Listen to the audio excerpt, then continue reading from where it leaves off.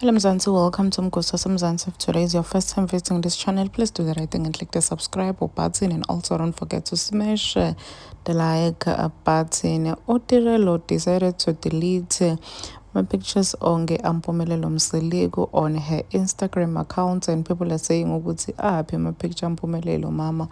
So it seems like ever since kufike Amahle Kasela, the new girlfriend yampumelelo Mseligo, ngazuthi things are not really going well between Utirelo and Umpumelelo, or when people are saying ukuthi we love that because ugele said ukuthi wamnikete hard time ngakanani akuvuyokazi, and people are now saying ukuthi girl, you've met your match kesana.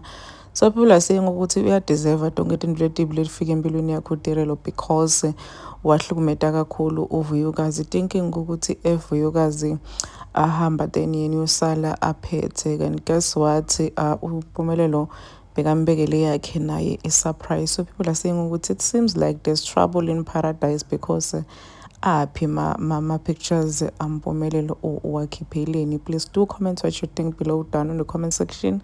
Don't forget to hit the notification bell so that you can be notified whenever I upload a new video. This is the end of my video. I am signing out. Goodbye.